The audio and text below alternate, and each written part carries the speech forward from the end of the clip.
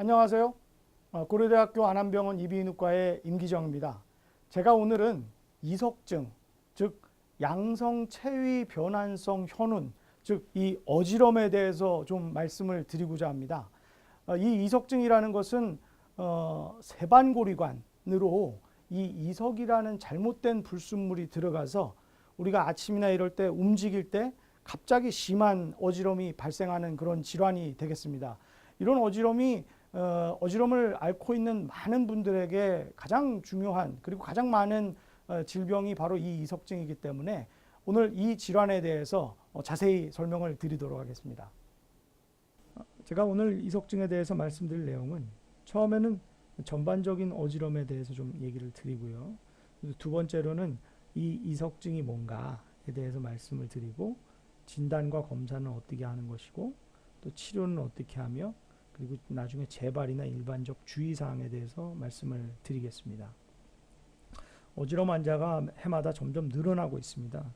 2008년도에 한 50만 명 하던 것이 2012년도에는 우리 80만 명을 넘기 시작했고 현재 2016년에는 아마 100만 명이 넘을 것으로 생각됩니다. 특히 50대, 60대, 70대에서 거의 20만 명 이상의 환자분들이 이 어지럼에 시달리고 계십니다. 이 어지럼이라고 하는 것은 주변 공간에 대해서 혼란을 느끼는 것입니다. 즉 내가 주변 공간에 대해서 고개를 어떻게 돌린다든지 내 몸, 즉 체위가 어떻게 변하는 것을 정확하게 감지 못해서 거기에 대해서 혼란을 느끼는 것이 바로 이 어지럼이라고 하겠습니다. 그런 어지럼에는 진짜 우리 이비인후과에서 많이 보는 현훈, 즉 내 주위가 빙글빙글 돌고 눈을 뜰 수가 없고 머릿속이 막 도는 것 같은 그런 증상, 영어로는 버티고라고 하는데 이런 증상을 가장 많이 호소하게 되고요. 심혈관 질환 또는 체위성 저혈압에서 가장 많이 나타나는 일어서면 아찔하거나 눈앞이 캄캄해지고 기운이 없이 쓰러질 것 같다. 몇 초간 핑하다 하는 그런 증상을 이제 꼭 실신 전 증상이라고 해서 이제 프레싱콥이라고 하는데 그런 증상을 호소할 수도 있고요. 그리고 우리가 두통처럼 머리가 띵하고 무겁고 목이 뻣뻣하고 머리가 맑지 않는 그런 라이트헤드니스 증상을 나타날 수도 있습니다. 정신은 멀쩡한데 술이 취한 것 같이 비틀거리거나 한쪽으로 쓰러지는 듯한 그런 어지럼을 호소할 수도 있는데요.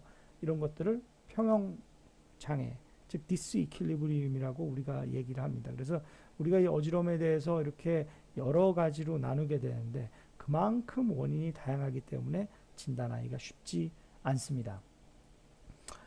이석증이란 뭔가요? 원래는 양성 발작성 두위현운증, 체위변환성 현운이라고 아주 어려운 말을 쓰는데 결국에는 이 특정한 위치로 머리를 움직이거나 내가 눕거나 돌아 누울 때 어지럼 및 안진, 즉 눈의 심한 움직임을 초래하는 그런 질환이 바로 이석증이 되겠습니다. 이비인후과에서 어지럼증의 가장 흔한 원인으로요. 새벽에 화장실을 가려고 이렇게 일어선다든지 또 아침에 잠자리에서 이렇게 일어날 때라든지 밤에 이렇게 눕거나 고개를 돌리거나 몸을 움직일 때 아주 쉽게 나타나는 그러면서도 굉장히 심한 어지럼이 5분 정도 나타나면서 구역과 구토가 심한 증상이 바로 이런 이석증이 되겠습니다. 그래서 굉장히 빙글빙글 도는 회전성의 심한 어지럼증이 나타나고요. 수평 또는 회전성의 안진, 즉 눈 움직임이 나타나게 됩니다. 그리고 심하게 구역, 구토, 토하고 정신을 못 차리셔서 결국에는 응급실로 내원하시는 경우가 많습니다.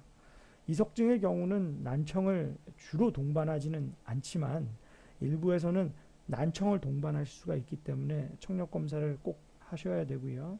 청력 검사에 따라서 메니에르병 또는 돌발성 난청으로 진단받아서 다른 치료와 진단을 받는 경우가 있습니다.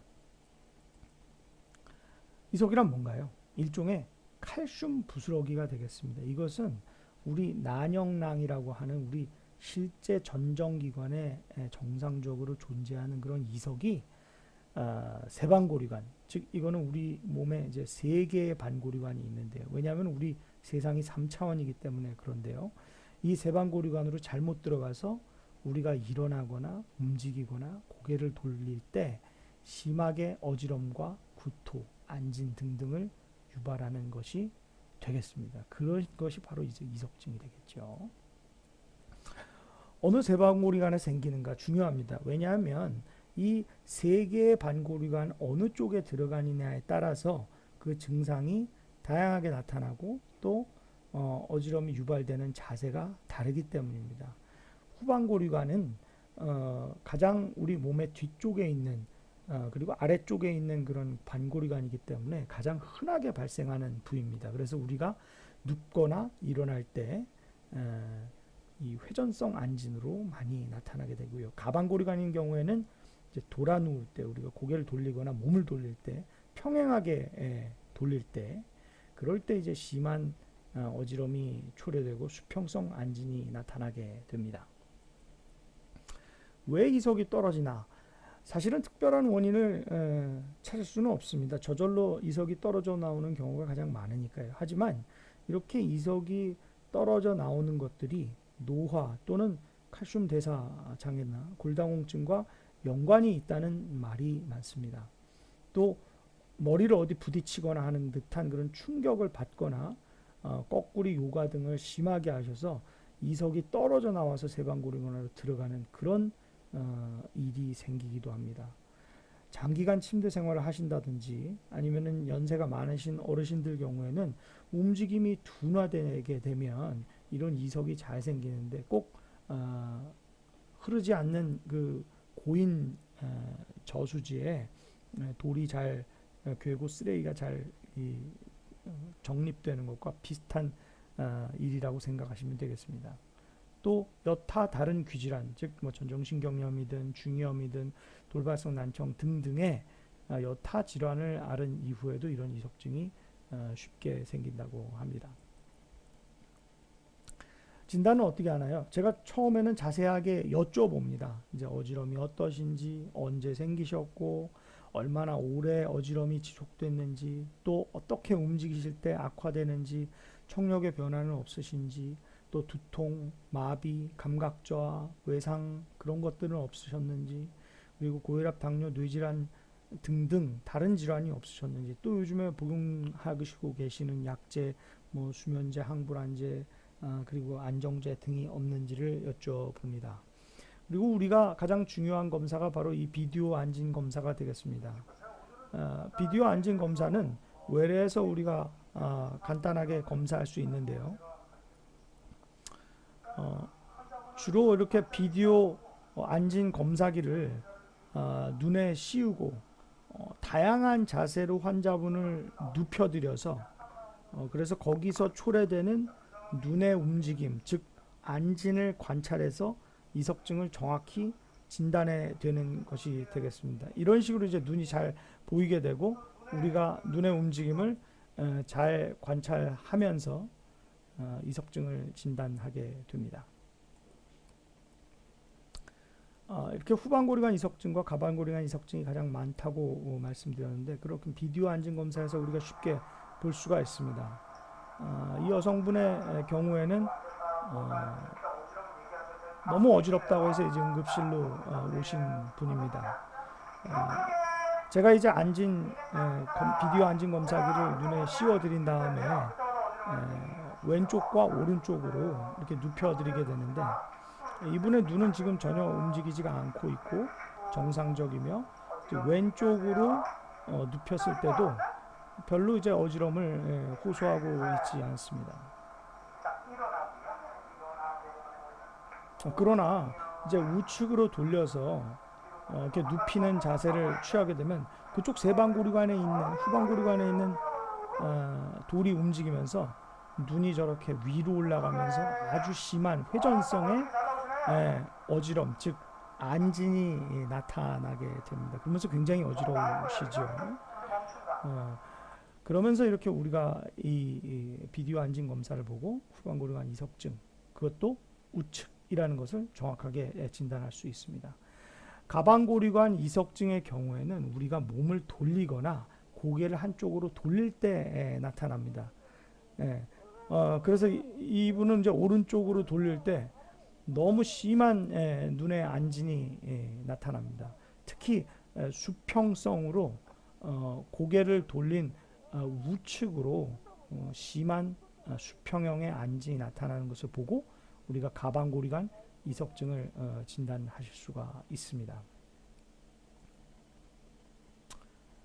치료는 대개 한 2주나 한 달 정도에 자연 치유되는 경우가 많지만 그런 것들을 도와주기 위해서 약물 치료가 특히 급성기에는 중요하고요.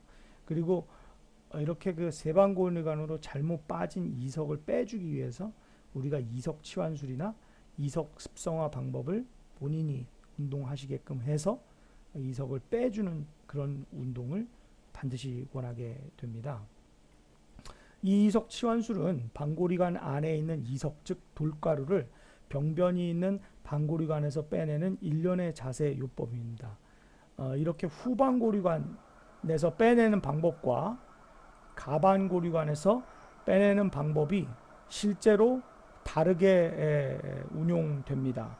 따라서 이런 복잡한 방법은 병원에서 의사선생님들의 지시하에 우리가 이루어지는 그런 이석 치환술, 즉 방고리관에서 돌가루를 빼내는 그런 일련의 자세 운동법이 되겠습니다.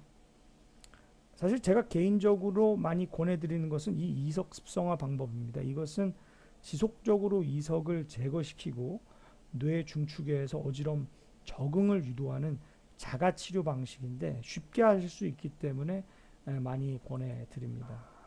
가만히 앉은 자세에서 고개를 한쪽으로 돌리고 천정을 보면서 한쪽으로 눕습니다. 그래서 천정을 보면서 한 1분 정도 기다렸다가 다시 일어납니다. 그리고 그 반대편을 보고요. 또 다시 천정을 보면서 다시 누워서 천정을 보고 계시면서 불순물이 가라앉을 때까지 또 30초에서 1분 정도 기다립니다. 그리고 이제 다시 일어나시게 되는 거죠. 요거를 이제 아침 저녁으로 한 10번 정도 하시면 되겠습니다. 되게 한 번 하시는데 이제 좌측 우측해서 2분 정도 걸리기 때문에 한 20분 정도 운동하신다고 생각하시고 꼭 목과 허리 다치지 않도록 조심하셔야 되겠습니다. 사실 재발이 많습니다.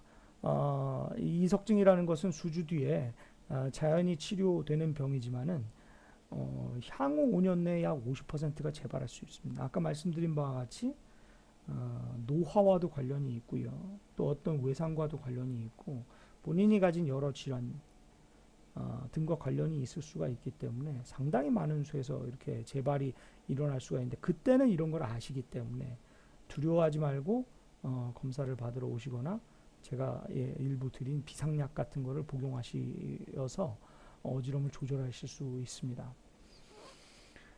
이 어지럼 환자들의 경우에는 어지럼이 발생했을 경우에 이렇게 신경을 쓰거나 스트레스 받는 상황을 피하고 적당한 휴식과 수면을 취하는 것이 중요합니다. 일을 좀 줄이십시오. 식사 때 염분 섭취를 줄이고 정기검진에서 고혈압이 있으면 조절하시고 단 거, 짠 거, 매운 거, 국물, 나트륨 그리고 인공적인 그런 것들 안 드셨으면 좋겠습니다. 그리고 과로, 과음을 피하고 커피, 콜라, 담배 등의 신경 자극 물질을 피하는 것이 좋죠. 혈액순환을 돕도록 적당한 운동을 하고 너무 과도한 진정제, 수면제 복용을 피하는 것이 좋습니다. 우리가 안정제나 어지럼 조절약을 드리더라도 급성기에만 드리지 장기적으로 드시게 되면 의존성이 생긴다든지 그리고 끊지 못하는 그런 증상이 생길 수 있기 때문에 반드시 어지럼약은 장기 복용하시면 안 될 것입니다. 그래서 이런 어지럼약들은 의사의 지시에 따라서 서서히 어지럼 증상이 없어짐에 따라서 끊어간다 생각하시면 되겠습니다. 어지럼에 대해서 이해하고 충분한 검사로 진단이 되고 위험한 다른 원인이 없다고 판명되면 더 이상 두려워하실 필요가 없습니다. 의사의 조언과 처방에 따라서 잘 따라하시면 이런 정말 잘 진단하기 어려운 어지럼, 특히 이석증에 있어서 완벽한 치료를 이룰 수 있다고 생각합니다. 네, 감사합니다.